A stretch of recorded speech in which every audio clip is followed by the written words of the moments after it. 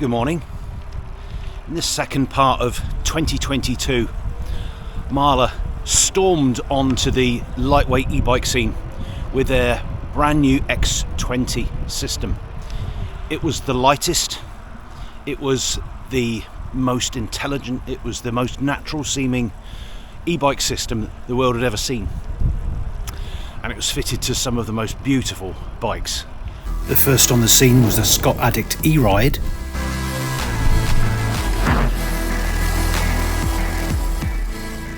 Followed shortly afterwards by Orbea's latest Gain.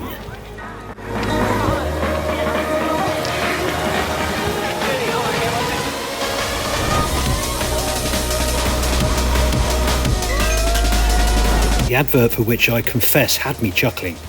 I've never seen anyone of this age on an e-road bike in my life. What I see are fat, old, arthritic, ill people on e-road bikes. But now there's a young pretender. It certainly seems to have on paper some serious advantages over the X20, and I'm of course talking about the TQ HPR40. Now, I'm lucky enough to have been sent Canyon's brand new Endurace ONfly, the CF7, to test this motor out. Now, most of this review is going to be rather dry. It's going to be me talking about the systems, but we have to start with a ride. And the ride I've chosen is the ride that I've got the most data for the X20 on, and that is up Mount Cardo. It's a astonishingly beautiful ride, but it's incredibly tough. Right, are you with me? Climb starts here. So it starts out on a main road, which can be really quite horribly busy. Hardest, partly because it's the first proper climb you've done, partly because of the traffic, which can be quite busy. A lot. I've been lucky today so far. I suspect because it's August and Spain does partly shut down in August. Now, when I was coming up here on the X20, I was in level 1 and I was getting, because of the power meter that I could see, I was getting about 40 watts of assist. Now, I've got this TQ set in level 1 to give me 80 watts maximum, and that will depend on how much effort I'm putting in. Now, I'm putting in a fair bit of effort at the moment, but it's in the village of Rasquero where the road really ramps up. My rear derailleur seems to be just catching on the spokes. So last time I came up here, I was really struggling. It's given me 58 watts for my 300. I'm going up to max, sorry guys. Okay, now have a guess how many watts the bike's given me. I'm getting 99 to 105 watts in max at 14%. With a 36 tooth. The cadence is 72. My heart rate is, well, meaningless for most people, but for me it's low. Best of all, I'm not absolutely gasping for puff. It's just ramped up again. Absolutely in first. Just check to see, hoping that I was still somehow foolishly in a big ring, but no. This really is a sea change over the ride up on the X20 Gain. You'll be able to see that my heart rate is staying static, it's not continuing to rise. So what we ought to do is put it in maximum and see how that goes. Well, I have to change up a gear straight away. Yeah, it's nice, but I don't know if you need it. I do wonder if max assist is almost for emergencies, it's still only 40 Newton meters. My cadence is now 83. I'm in second gear now. I'm doing 11 kilometers an hour and I'm still talking to you. So the simple reason why I was struggling on the X20 up this hill was because the claimed 55 Newton meters that Mahle state is the case for their hub motor only applies at certain speeds. It does not apply at lower speeds. There are certain efficiencies of the drivetrain which a hub motor can make the most of when it's going faster.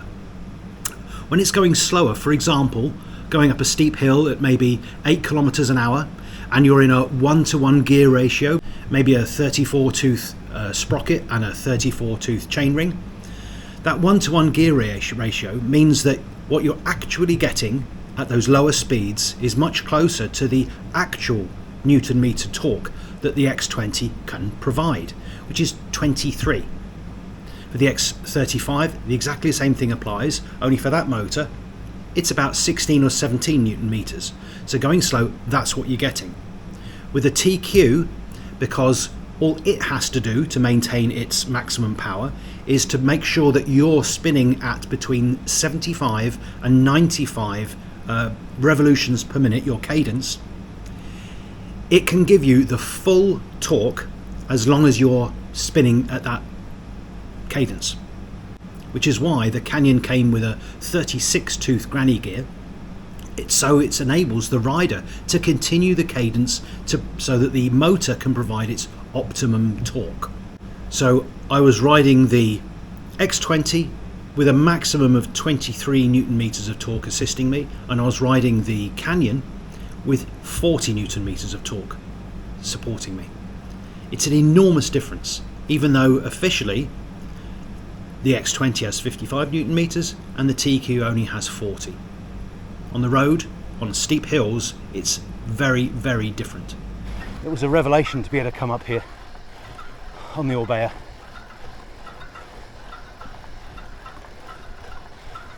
And it's just as good today, but it is easier. I'm in the mountains. Level 2, third gear. It's 10% here. It's just something that needs to be pointed out now. It's obvious that the TQ has got me up into these mountains with much greater ease, but both bikes have enabled me to get up here. Look at it. Oi, oi. And it sits right on the edge of this ridiculous precipice. All right, Sunbeam, you all right? Here we are at the top. Balneary, which is so crying out to be a 5-star hotel. We'll have a nice descent now, and then we'll get back to talking about the relative merits of these two systems.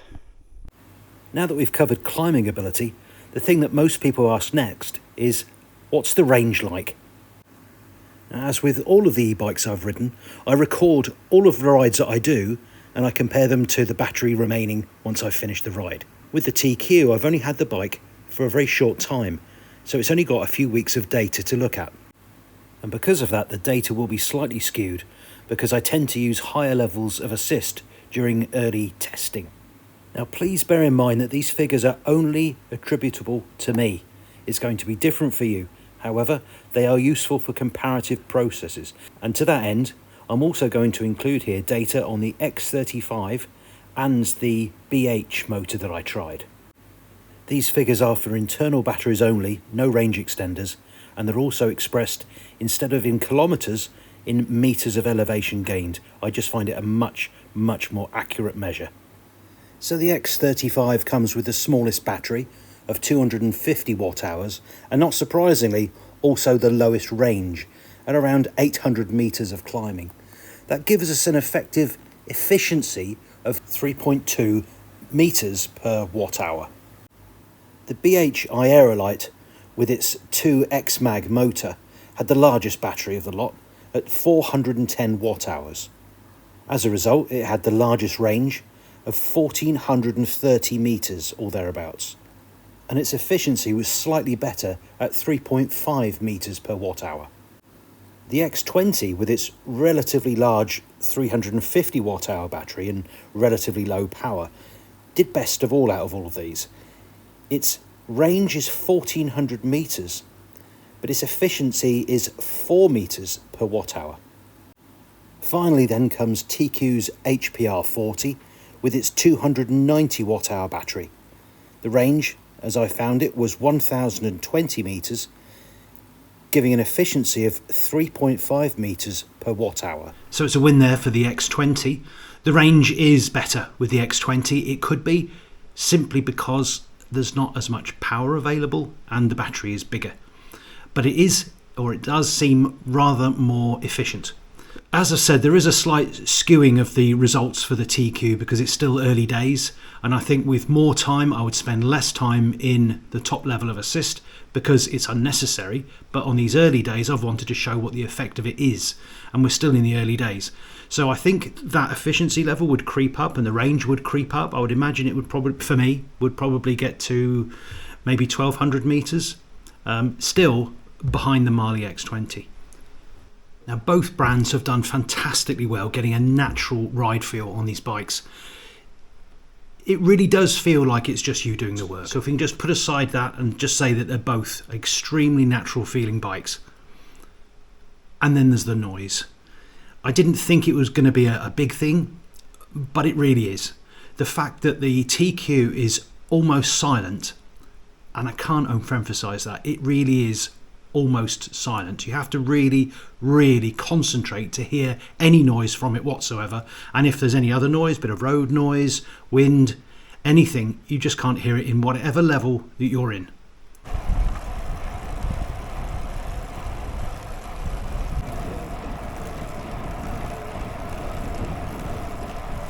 And because of that, the TQ seems more natural. I've actually forgotten that I'm on an e-bike on 2 occasions now. Once with the power on in full and once with the power off. In both cases, I thought I was doing all the work. I just got lost in the ride. And that's a fantastic thing. So how about ease of use?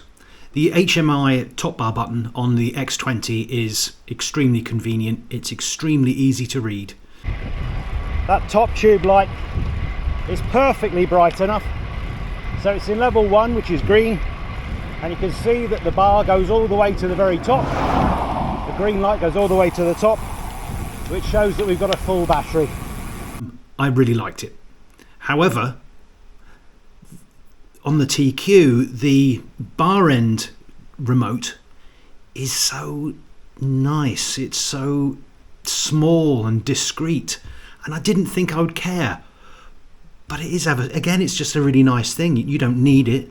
You could say that it's slightly more awkward. You're still looking down. Whatever happens, you're still looking down to see your battery condition, see the state of assist. But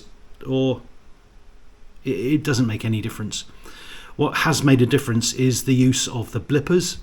And by that I mean on the X20, there's the E-shifters, which are slightly more obvious than on the TQ, which is underneath the bar tape and actually underneath the hood rubber. They're very convenient to use. They're both excellent to use. I much prefer them rather than using the top tube or the bar end remote.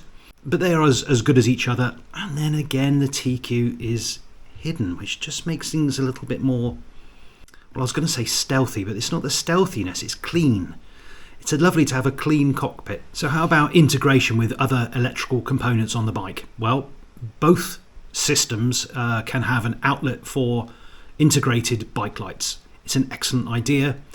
I'd like to be able to make sure I could turn them off, because in my head, even though I know they're just taking a fraction of power, I might want to switch them off to try and make sure I get that extra half a kilometre of range. But certainly with the TQ, I haven't figured out a way of turning off the rear lights. The front light, yes. Rear lights, no. It's a safety feature. It isn't going to use any power. It's just in my head. I've just got it into my head. It's a silly thing. So the Mahle X20 can have integrated lights.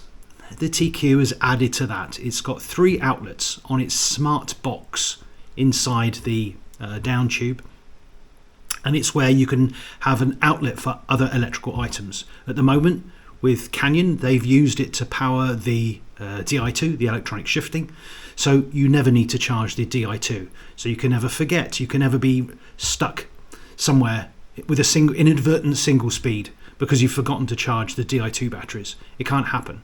And the same with the lights. The lights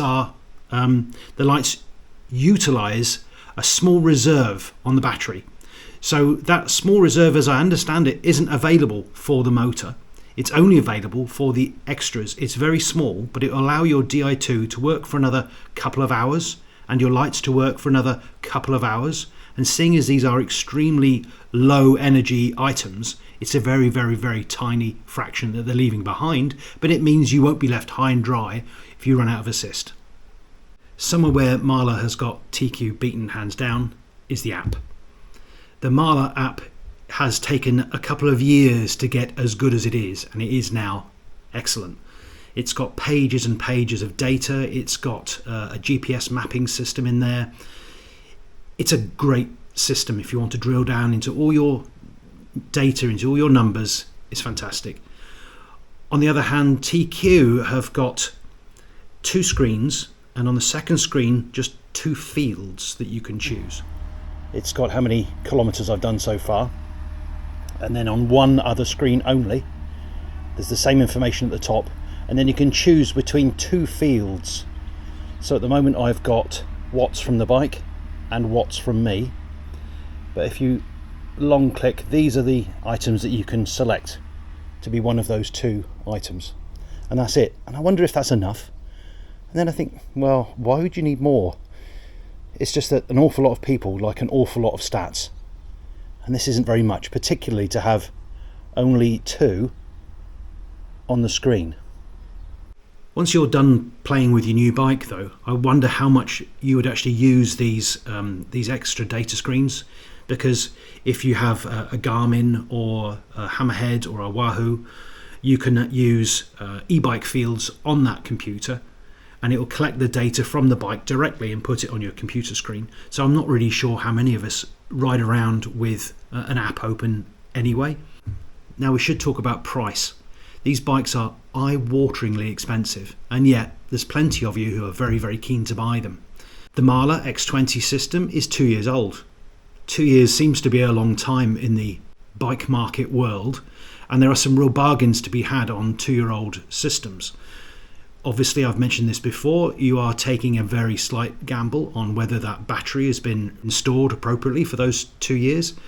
So in a lot of ways, it's better to get this year's model, because then you know it's this year's battery, or you hope it's this year's battery, and it's only really the battery that's likely to degrade over time.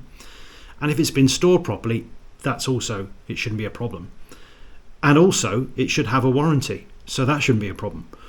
So tentatively, I would say that a 23 model is something you could go for, and you could save thousands on. The TQ, of course, has been out for about 5 minutes, and the price is the price. There's only 2 bikes that have the TQ HPR40 at the moment. There's a Ridley gravel bike, and then there's this Canyon Endurace ONfly.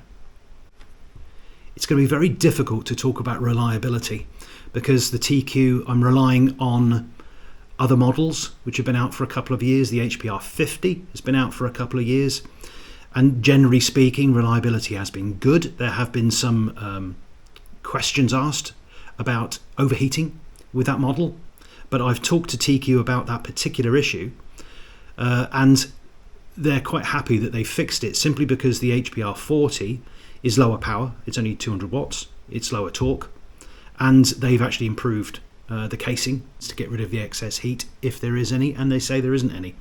So I'm not sure that would be an issue. I haven't really been able to find out any other issues with the TQ. The Mahle X20 has been around for a couple of years, which both means that reliability information is more readily available, but it's also given time for the few people who are likely to complain to complain, if that makes sense. So there are complaints about the Mahle X20. There are problems mostly with the battery. I don't think people have had many problems with the motor. but there have been issues with the battery throwing up a fault, which means that a new battery is required, even though it's probably a very small electronic element within the battery management system, which is in the same, or the controller, which is in the same battery case. So a lot of failed batteries, the battery's fine, but you still need a new battery because of some of the electronic gubbins has gone wrong. There aren't many of those cases that I found, but they are there. Is it a concern if I was buying one? Not at all. Not at all. I wouldn't worry about that. Other people might. In fact, I'm in a forum where someone regularly comes on to warn people from ever buying a Mahle X20 system. I think that's wrong. I think they might have had a bad experience, and I don't think that is the case for the majority of X20 owners out there from other forums that I'm on. But if things do go wrong, you're going to want to know that your customer service and your warranty is going to be worthwhile. The Mahle X20 warranty, as far as I know, people who have claimed on it, it's worked very well. There can be an issue of access to customer service and to repairs, particularly now in the UK and in the US, because they are, in both cases, reliant on one service provider. It's Zyro Fisher in the UK, and it's someone else in the US. And I haven't been able to find out how well people have had their problems solved by those two groups. Sorry. For the rest of Europe, there are a whole myriad of service outlets for Mahle, and these are bike shops that have been trained to a particular level and have been equipped with the tools needed to work on Mahle. So in Europe, no problems whatsoever. For TQ, I'll just put the maps down that I've found on their website for the number of authorised dealers and authorised workshops that there are. So how about stealth? I mean, in the past, the tiny hub motor has been the stealthiest of e-bike motors, particularly when it's hidden behind a larger cassette and a disc brake rotor. It's almost invisible, but it's still there. However, compared to most mid motors, these huge clunking great things at your bottom bracket, they've been almost invisible, and now it's changed the other way around. The TQ is invisible. A lot of carbon bikes have a bottom bracket area which is built up to give it extra strength, and to me the Canyon doesn't look any bigger in that area than a normal carbon bike. Maybe if you really look hard, but not really. So I think together with the lack of a top tube remote and a lack of any, obviously in both cases, visible cabling, they're both super stealthy.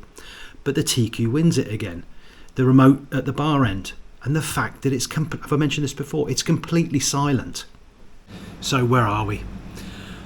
I feel quite guilty because the Orbea Gain X20 was a bike that I've lusted after for years, since it came out, since the day it came out. It is a fantastic bike. Is it still relevant? Yes. It just doesn't climb as well. It isn't as stealthy. It's cheaper. It's like the X35. Is there a place for the X35 still? Yes, there is. If you don't have big hills, it is incredibly reliable. It is extremely quiet. It's light. It's a great system. I'm going to stick with mine, mostly because I don't have the money for a Canyon ONfly. But let's get but in a straight comparison, there is no comparison. When I first rode this bike and I realised just how integrated it was, how silent it was, just how tiny the form of it is, I did actually think that it was the end of hub motors. The X20 is more efficient. The app is better, the range is better, but in almost every other way, the TQ is better. And on that note, and until the next one, thanks for watching.